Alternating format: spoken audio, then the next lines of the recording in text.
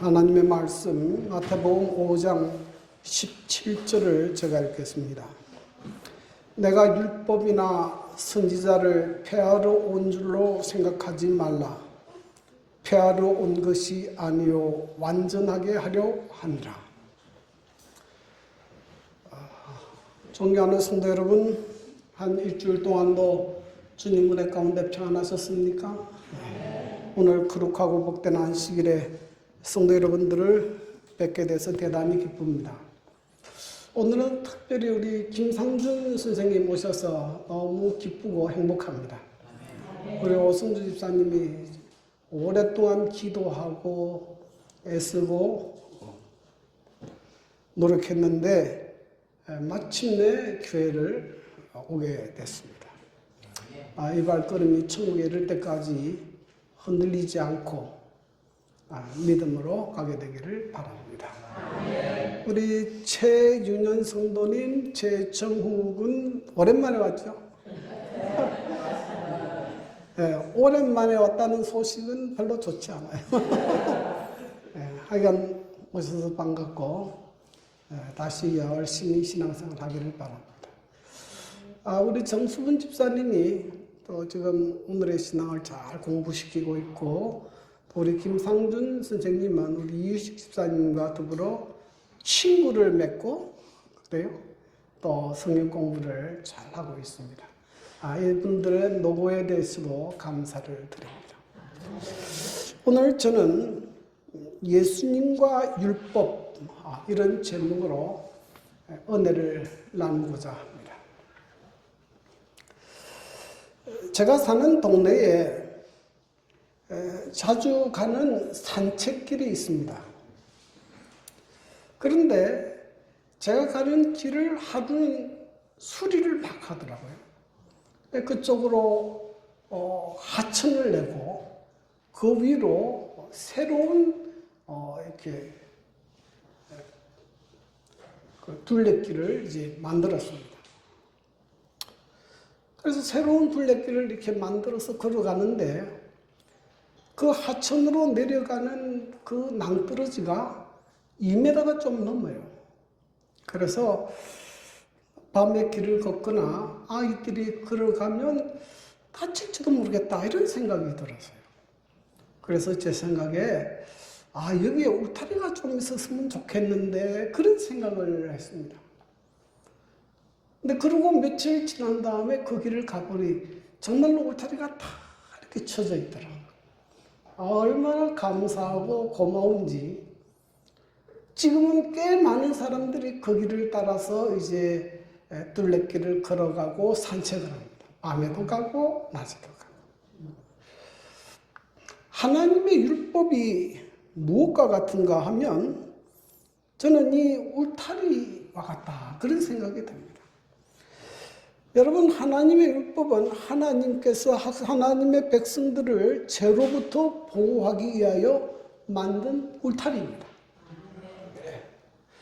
여러분, 이 안에서 우리는 자유를 누리고 행복하고 그렇게 살 수 있어요. 그런데 가끔은 이 울타리가 필요 없다고 주장하는 사람이 있습니다. 이 울타리 필요 없어. 정말 자유를 누리려면 울타리를 없애야 돼. 이렇게 주장하는 사람이 있고, 어떤 사람은 이 울타리가 마음에 안 든다고 좀 뜯어 고치려고 합니다. 지금 이 이야기가 하나님의 율법에 대한 이야기입니다. 어떤 사람들은 하나님의 율법이 이제 필요 없어. 또 어떤 사람은 좀 뭔가 부족하니까 뜯어 고쳐야 돼. 이런 사람들이 있습니다. 자, 이런 다양한 이 하나님의 율법에 대한 견해에 대하여 예수님은 뭐라고 하셨는가? 그래서 오늘은 예수님께서 율법에 대하여 무엇이라고 말씀하셨는지 좀 살펴보고자 합니다. 오늘 본문 말씀은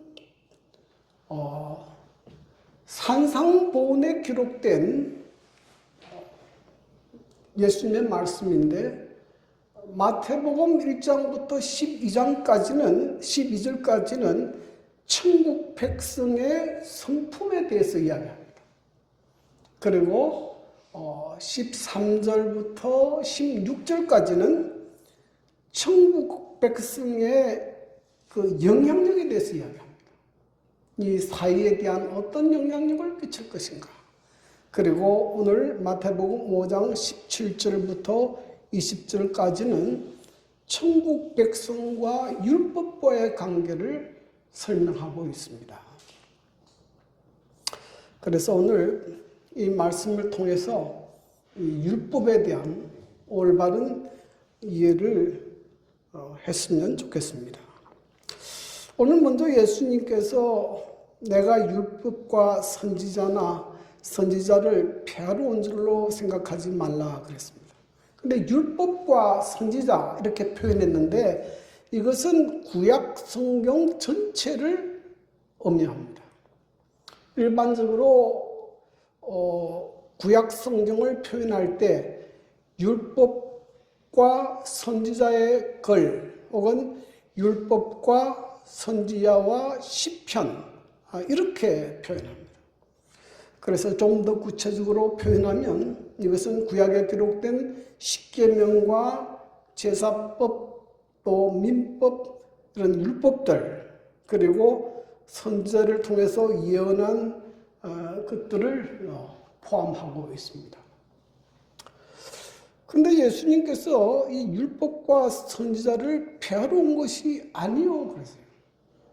그래서 첫 번째로 예수님께서 이 땅에 오심으로 율법이 폐해졌다는 이야기는 근본적으로 맞지 않습니다. 예수님께서 율법을 폐하러 온 것이 아니라고 말씀하셨어요. 그런데 예수님께서 이 말씀을 하신 이유는 당시 유대인들 가운데 예수님이 율법을 폐하러 오신 것이 아닌가 하는 의심을 가졌기 때문입니다. 왜 그런 의심을 가졌는가? 그것은 예수님께서 하시는 행동이 그 당시에 모세의 유전, 장로들의 유전과 맞지 않았기 때문에 그래요. 특별히 예수님께서 안식일에 병자를 많이 고치셨는데 이것이 당시에 율법을 중요하게 생각하는 바리새인들에게는 눈에 거슬렸습니다. 예를 들면 오늘 안 고치면 죽은 사람을 고치는 건 괜찮아요. 근데 오늘도 고칠 수 있지만 내일도 고칠 수 있어요. 아무 문제 없어요. 그런 사람을 안식일에 병을 고친단 말이에요. 그러니 유대인들 눈에는 이게 이상하다 이거죠. 왜 안식일에 병을 고치느냐. 안식일에 아무 일도 하지 말라 그랬는데. 또 안식일에 병자를 고친 다음에 내 자리를 들고 걸어가라 그랬는데 이 유대인들의 규범에는 안식일에는 손에 들고 갈 수 있는 것만 가져가지 그 이상은 못 가져가요. 두 손을 사용하는 것도 안 돼. 한 손으로만 들고 갈 수 있는 것만 가지고 갈 수 있어요. 그럼 이것도 명백하게 뭡니까? 하나님의 법을 어기는 것이다. 자, 이런 오해에 대해서 예수님은 뭐라고 명백하게 말씀하셨는가 하면 나는 율법과 선지자를 폐하러 온 것이 아니다. 그래서 아니다. 오히려 완전케 하려 함이라. 완전하게 하려 한다. 그러면 예수님께서 율법을 완전하게 한다는 의미가 뭐냐 이 말이죠. 이 완전하게 한다라는 단어는 이 플레로라는 헬라어 단어를 사용하는데 그 뜻은 성취하다, 이루다, 충족하다는 의미도 있습니다. 그러므로 예수님께서 구약 성경에 무엇을 성취하러, 완성하러 오셨는가 하는 것입니다. 첫 번째는 예수님은 율법의 요구를 충족시킴으로 율법을 완전하게 하셨습니다. 여러분, 이 율법의 요구는 아주 간단합니다. 율법은 순종을 요구합니다. 순종하면 살고 복을 받습니다. 반대로 법을 범하는 저주를 받고 죽습니다. 이것이 율법이 가지는 기능이에요. 자, 그런데 이 지상에 있는 사람 가운데 율법에 완전히 순종할 사람이 있느냐 하는 것입니다. 있습니까? 없습니까? 네. 성경에 보면 제가 잘못 쳤는데요. 기록된 바 의인은 없나니 뭐가 없으며? 하나도 없으며. 네.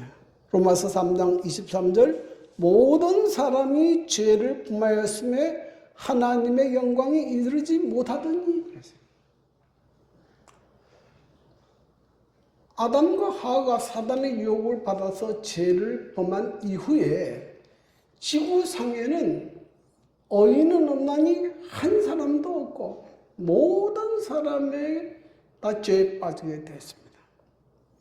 자, 이렇게 되자 사단은 뭐라고 하나님을 고소했는가 하면 이렇게 고소했습니다.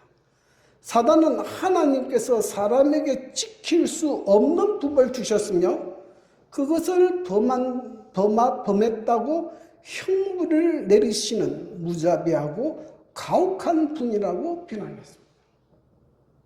사단의 첫 번째 고소는 하나님께서 사람이 지킬 수 없는 법을 주셨다는 것이고, 두 번째는 사단은 율법이 모든 피조물의 행복에 기여하지 않으며 율법을 없앨 때 더 고상하고 행복한 삶을 누리셨다고 주장했습니다. 이것이 사단이 율법에 대하여 고소하는 내용입니다. 이것이 마치 창세기 3장에 뱀이 여자를 유혹하는 모습하고 같지 않습니까? 이 선악과 열매 따먹으면 네가 하나님이 될 것이다. 그런 주장입니다. 하나님께서는 사단의 이러한 주장이 잘못되었음을 보여줄 필요가 있습니다. 이것이 예수님께서 성육신하신 여러 가지 목적 중에 하나입니다. 그래서 예수님은 완전한 사람으로 오셨고 사람으로 생애하셨으며 하나님의 모든 율법의 요구에 순종하셨습니다. 그래서 성경에는 히브리서 4장 15절 그는 모든 일에 우리와 똑같이 시험을 받은 이로되 죄는 없으시니라. 예수님은 단 한 번도 생각으로도 죄를 짓지 않으세요. 완벽하게 그는 하나님의 율법에 순종했습니다. 베드로전서 2장 22절 그는 죄를 범하지 아니하시고 그 입에 거짓도 없으시며. 예수님은 하나님의 율법에 완벽하게 순종하심으로 무슨 말을 입증했습니까? 사단이 하나님의 율법에 순종할 수 없다는 말을 반박하게 됐습니다. 사람은 하나님의 율법에 순종할 수 있다는 것을 보여주었어요. 뿐만 아니라 예수님은 하나님의 계명이 거룩하고 의로우며 선하다는 것을 보여주었습니다. 여러분, 예수님은 이 땅에 사실 때 하나님의 계명대로 사는 것이 어떻게 사는지를 보여주신 거예요. 예수님이 선한 것 인정합니까? 누구든지 인정하죠. 예수님처럼 선한 사람은 없어요. 예수님처럼 의로운 사람이 없습니다. 뭐 때문에 그렇습니까? 그는 하나님의 계명대로 순종했어요. 그러니까 그 하나님의 계명이 뭐하다는 것이 드러났습니까? 거룩하고 의롭고 선하다는 것이 입증됐습니다. 그러므로 하나님의 율법에 순종하는 것에 대한 율법의 요구를 만족시켰습니다. 자, 그래서 예수님은 하등 저주를 받거나 죽을 이유가 없어요. 여러분, 하나님의 율법에 완전히 순종한 사람이 왜 죽습니까? 왜 저주를 받습니까? 복을 받아야죠.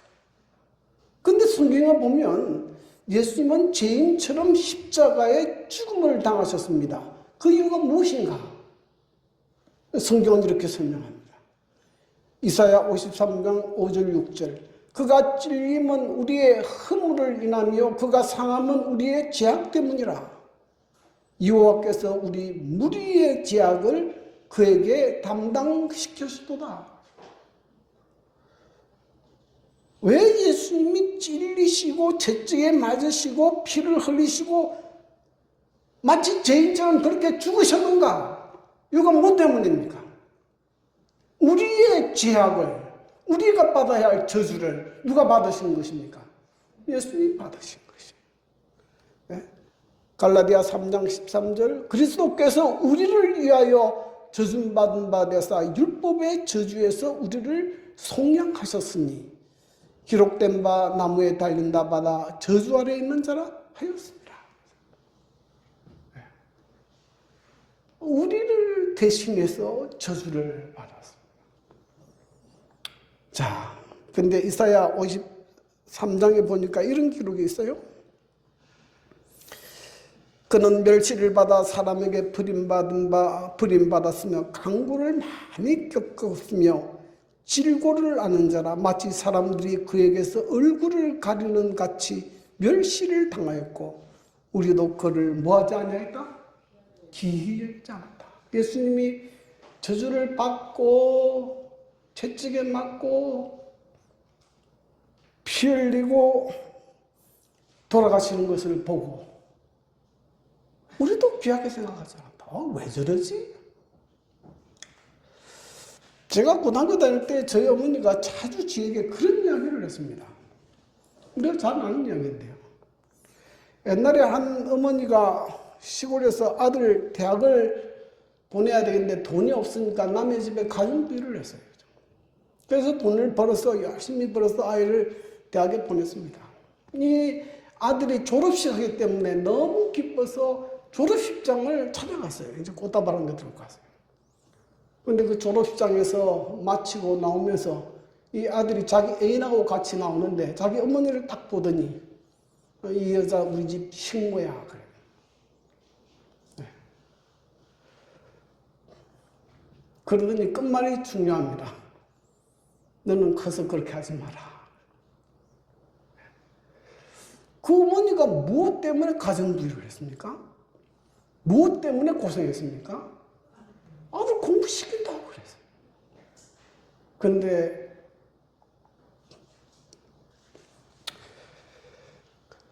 그 아들이 그 어머니의 모습을 창피하게 생각한 것입니다. 예수님이 십자가에 달려 돌아가실 때 많은 사람이 그렇게 생각했어요. 저 사람은 무슨 죄가 많아서 저렇게 비참하게 피를 흘리고 채찍에 맞고 저렇게 죽나? 참 불쌍하다. 그렇게 생각한 사람도 있었습니다.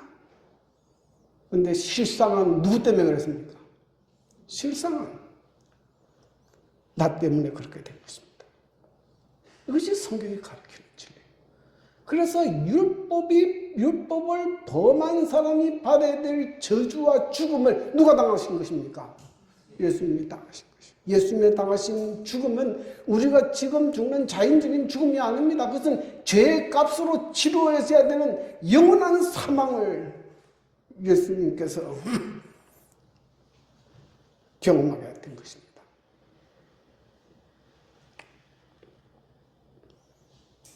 그렇게 하면서 또 율법의 요구가 이루어졌어요.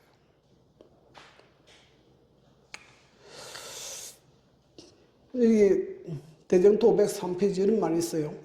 그리스도의 십자가는 하나님의 율법이 변경될 수 없으며 공의롭고 선하며 완전하다는 것을 우주 앞에 입증하였다. 만약에 율법이 폐하여질 수 있으면 예수님이 십자가에 달려 돌아갈 필요가 있습니까? 없습니까? 없죠. 이 인간이 죄 짓자마자 율법 없애버리면 죄가 안 되지 않습니까? 그런데 예수님이 십자가에 죽으셨다는 것은 뭐가 변경될 수 없으며 율법은 절대로 변경될 수 없고 하나님의 법은 공의롭고 선하고 완전하다는 것을 우주 앞에 입증했다. 그래서 십자가는 율법을 펴는 것이 아니고 절대로 율법은 펼 수 없다는 것을 입증하는 사건입니다. 여러분, 예수님이 십자가의 죽으심으로 인간의 속죄가 완전히 이루어진 거 아닙니다. 만약에 예수님이 십자가에 죽고 부활하지 않으면 예수님의 십자가에 죽으면 죽음으로 끝나는 것이에요. 우리의 구원과는 아무 상관이 없습니다. 로마서 4장 25절, 예수는 우리가 범죄한 것 때문에 내줌이 되고 또한 우리를 어렵다 하시기 위하여 뭐 하셨느니라? 살아나셨느니라. 예수님이 부활하심으로 말미암아 어떻게 됩니까? 예수님의 십자가의 죽음이 인간의 죄를 위한 속죄적인 죽음이 되고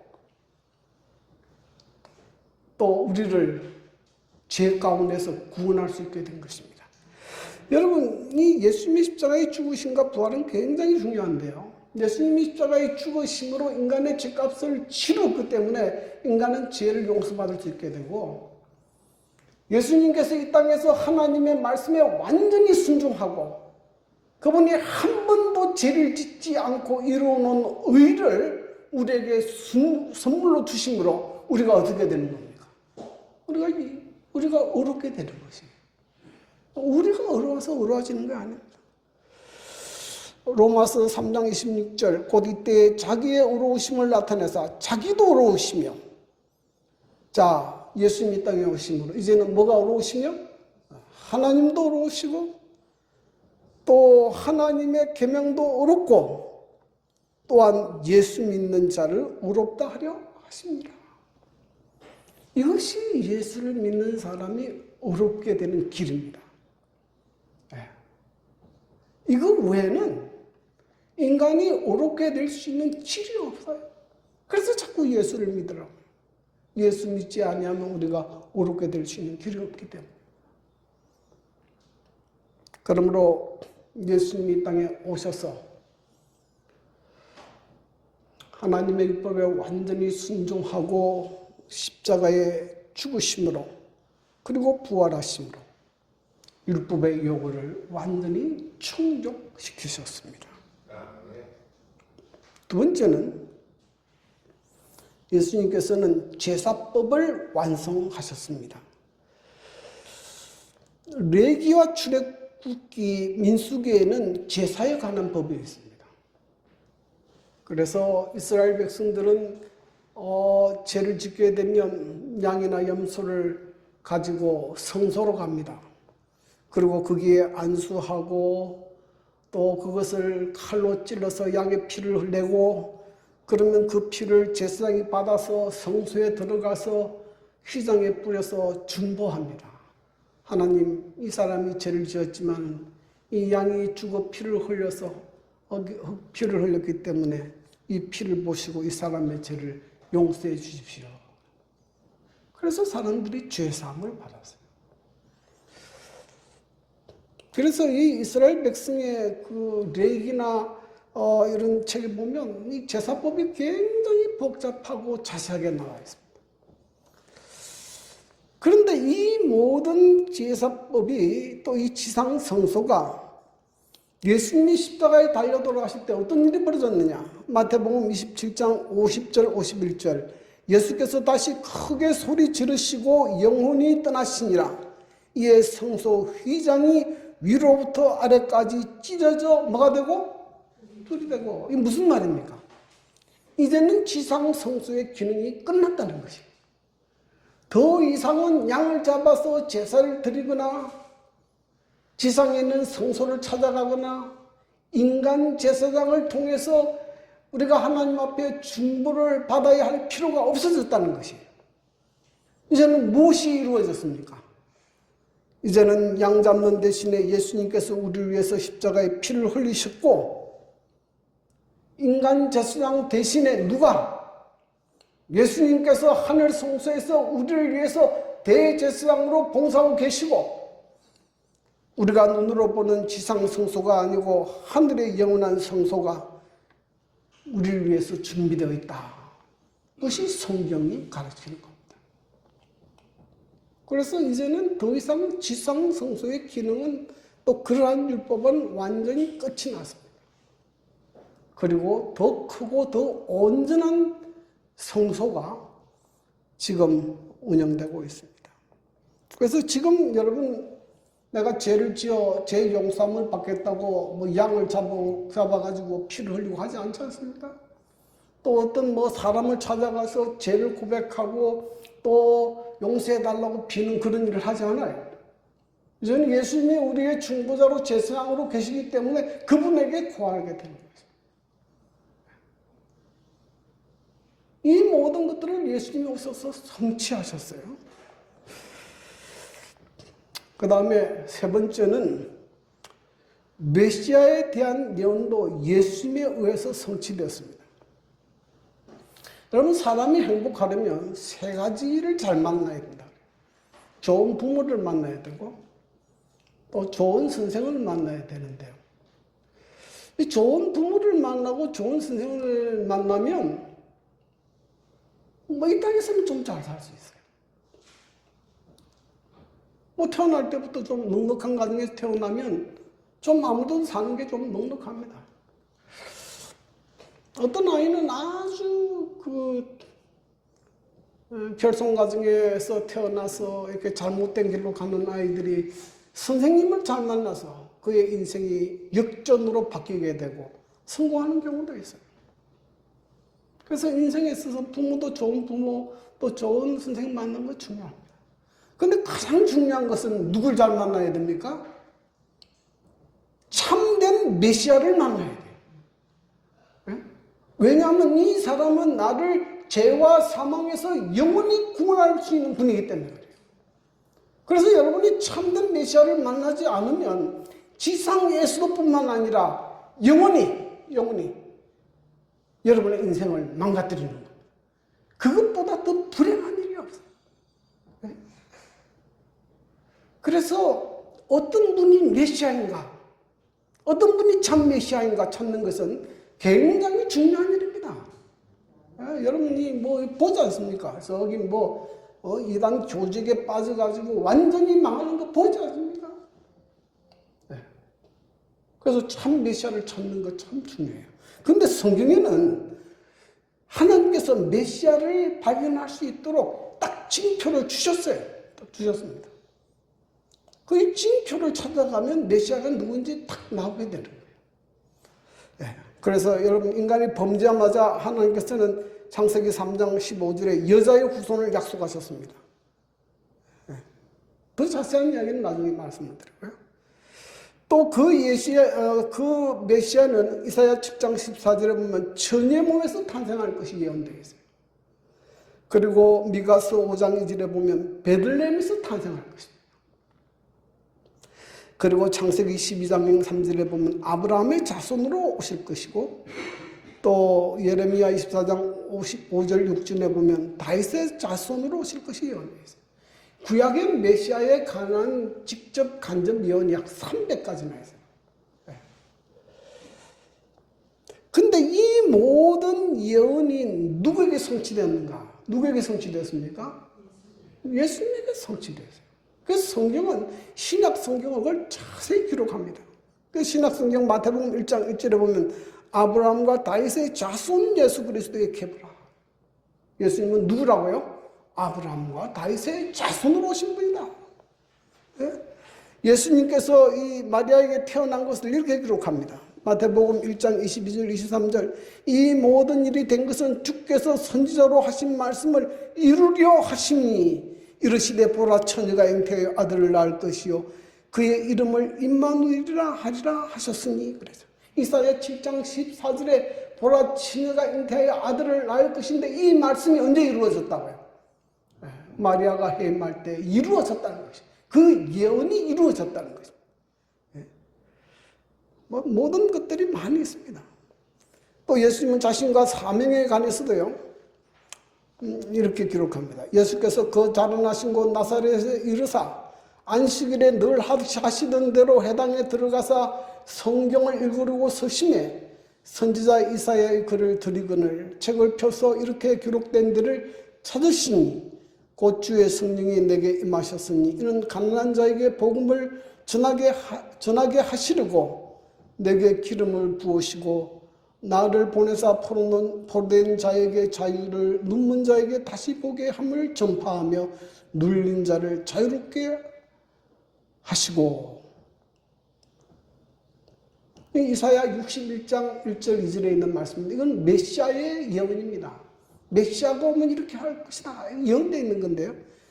이걸 읽으시고 예수님께서 뭐라고 말씀하셨는가 하면, 예수께서 그들에게 말씀하시되 이 글이 오늘 너희 귀에 뭐하였느니라? 응하였느니라. 지금 이 글이 오늘 너희에게 응하였다.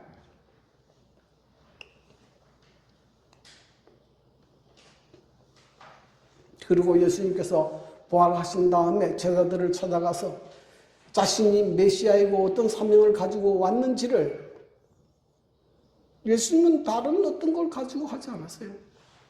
누가복음 24장 27절, 이에 모세와 모든 선지자의 글로 시작하여 모든 성경에 쓴 바 자기의 가는 것을 뭐 하시니라? 자세히 설명하십니다. 구약의 메시아에 관한 예언이 예수님에게 어떻게 성취되었는지를 자세히 설명하는 거예요. 뭐 하지 않도록? 정말 메시아라는 걸 깨닫도록. 깨닫도록. 제가 어릴 때 읽은 역사 이야기 가운데 주몽이 고구려의 시조인 주몽이 자기 아들 유리왕을 만나는 이야기는 아주 재미있지 않습니까? 이 아버지가 아들을 낳아놓고 일찍 떠나버렸어요. 나중에 이 아들이 크면은 나를 찾아오도록 해라. 그 당시는 유전자 검사 못하니까 칼을 딱 불러가지고 죽어. 왔어요. 그 칼을 가져오면 내가 내 아들인지 믿겠다. 근데 유리왕이 그 칼을 들고 갑니다. 그래서 주몽 아버지를 만나서 칼을 딱 떼보니 뭐예요? 맞아. 그게 누굽니까? 아들이다. 아들이. 여러분, 성경의 메시아인가 아닌가를 확인할 수 있는 가장 좋은 방법은 구약 성경의 메시아에 관한 예언이 정확하게 성취되었는가를 확인해야 돼요. 그렇게 하면 틀림이 없습니다. 그래서 여러분, 어떤 신비한 능력을 이룬다고 해서 그게 메시아 아니에요. 제가 사는 옛날에 살았던 덕소 근처에는 박태선 씨가 있었는데, 그분이 발시스물을 먹으면 병 낫는다 그래가지고 생수 판다고 야단했어요. 사람들이 얼마나 많이 오는지. 저 신천지 이만희 가면은 자기가 하나님께서 택하신 목자, 하나님도 필요 없어. 자기가 최고예요. 그래서 자기만이 성경을 풀이할 수 있다. 그렇게. 그리고 과천에다가 에덴 동산을 만든다나 뭐죠. 그래 사람들이 그게 다 또 빨려가요.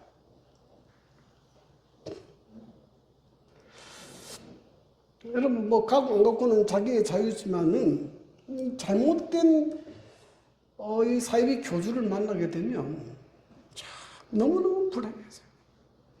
너무너무 불행해져요. 어제 우리 최장로님 그렇게 했지만은 이 안상홍 하나님의 교회는요, 그는 안상홍 하나님이 이게 죽었는데 또 재림 예수야.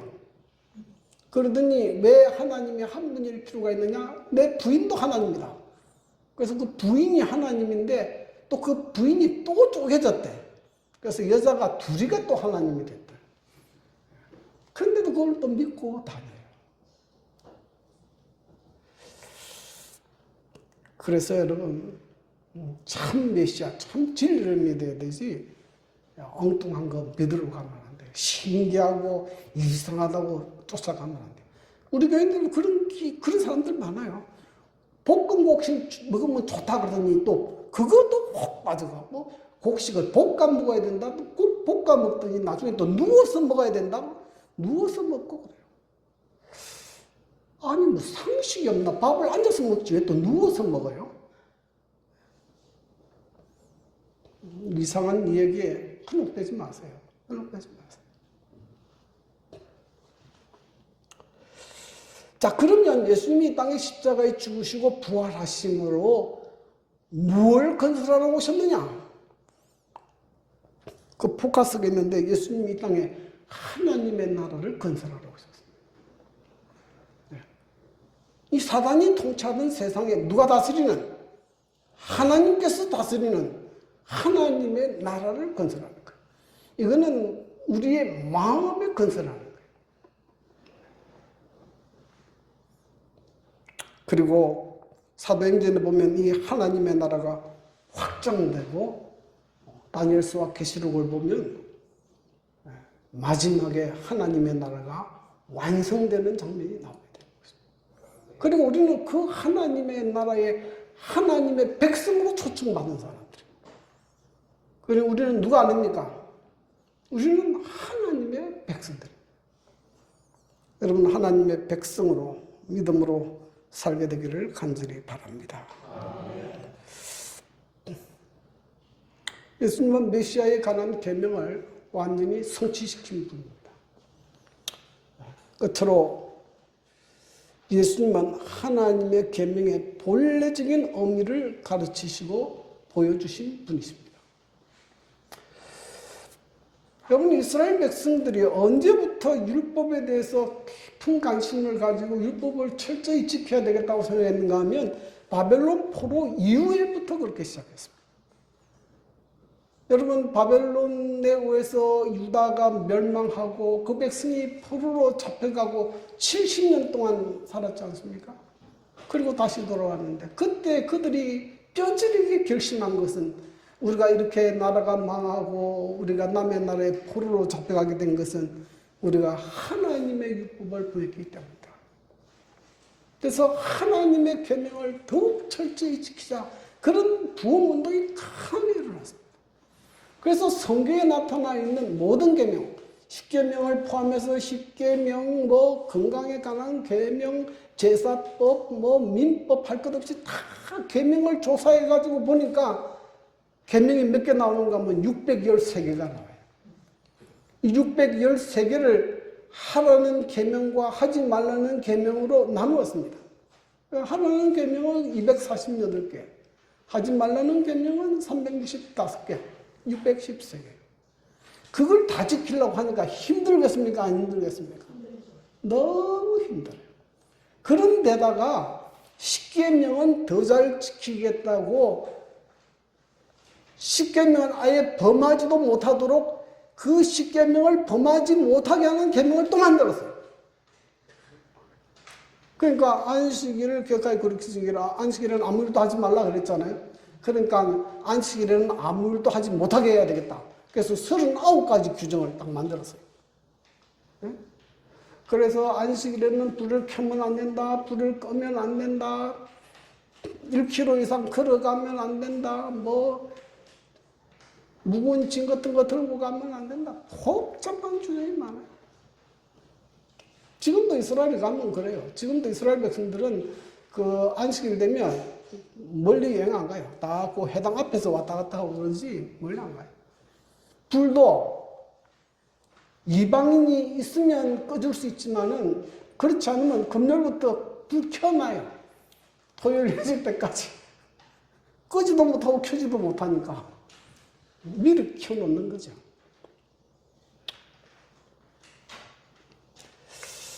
여러분, 율법을 말입니다. 율법의 그 근본적인 의미를 모르고 이 형식을 따라서 지키려고 하면 이 율법을 지키는 것이 얼마나 피곤한지 몰라요.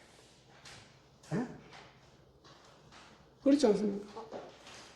안식일에 뭐도 하지 말고 이것만 지켜서 이제 안식을 지키려고 하는 거예요. 그러면 너무너무 피곤해요. 너무너무 피곤해요. 그 당시 이스라엘 백성들이 그 당시에 그런 상황에 있었어요. 그래서 여러분, 이 어떤 랍비가 질문하는 이 질문 참 중요합니다. 마태복음 23장 36절, 40절. 선생님, 율법 중에서 어느 계명이 크니까? 그랬어요. 하도 계명이 많으니까 어느 것이 크고 중요하냐 이 말이에요. 그런데 예수님께서 뭐라고 말씀하셨습니까? 예수께서 이르시되 내 마음을 다하고 목숨을 다하고 뜻을 다하여 주 너희 하나님을 사랑하라 하셨으니 이것이 크고 첫째 되는 계명이요. 둘째도 그와 같으니 내 이웃을 내 자신과 같이 사랑하라 하셨으니 이 두 계명이 온 율법과 선지자의 뭐니라? 강명이니라. 성경에 나오는 모든 계명은 두 가지로 압축하셨는데 하나는 뭐하고? 하나님을 사랑하고 하나는 이웃을 내 몸과 같이 사랑. 그 속에 다 들어있다. 그 속에 다. 또 예수님은 얼마나 간단하고 쉬운지 몰라요. 하나님을 사랑하고 이웃을 사랑하고. 그래서 이 마태복음 5장 21절부터 보면 예수님께서 이제 실제적으로 계명을 해석하시는데 예를 들어 살인하지 말라 그러면 유대인들은 살인하지 않아야 살인하지 않은 거예요. 그런데 예수님께서는 뭐부터 살인이라고 봤습니까? 네. 미워하는 것부터 살인이라고 봤어요. 그러니 미워하기 전에 뭐부터 하여라? 화해부터 해라. 마음에 사랑이 없으면 근본적으로 뭐가 할 수 없다고요? 하나님의 계명을 지킬 수 없다는 것입니다. 하나님의 사랑을 깨닫고 보면 여러분 하나님의 계명을 지키는 것은 얼마나 쉽고 감사하고 행복한지 모르죠. 절대로 힘들지 않아요. 그러므로 여러분 그리스도인들은 구원 얻기 위하여 계명을 지키지 않습니다. 이걸 확실히 이야기해야 돼요. 구원은 뭘로 얻어집니까? 하나님의 은혜로 예수 그리스도를 믿음으로 구원을 얻게 됩니다. 구원 얻은 사람은 왜 지키게 됩니까? 그것은 구원 얻은 사람의 생애에 나타나는 열매를 통해서 계명이 지켜지게 되는 거예요. 그래서 성경에 보면 예수님께서 아닌데 요한복음 14장 15절에 보면 너희가 나를 사랑하면 뭐하라 그랬습니까? 나의 계명을 지키리라 그랬어요. 지키리라. 여러분 마음속에 하나님의 사랑과 하나님께서 인간의 행복을 위해서 계명을 주셨는데요. 그 계명을 주신 근본적인 의미를 잘 깨닫게 되면 그 계명을 지키는 것이 절대로 힘들지 않아요. 오늘은 예수님께서 우리에게 율법에 대한 의미를 설명을 해주셨습니다. 예수님은 율법을 완전케 하셨습니다. 십자가의 죽으심으로 완전케 하셨고 또 제사법과 또 메시아에 관한 율법과 또 예수님의 하나님께서 주신 율법의 본래적인 의미를 우리에게 회복시키심으로 진심으로 우리가 하나님을 사랑하고 하나님의 계명을 지키는 성도들이 되기를 간절히 바랐습니다. 이런 은혜가 성도 여러분들에게 또 저에게 있게 되기를 바라면서 말씀을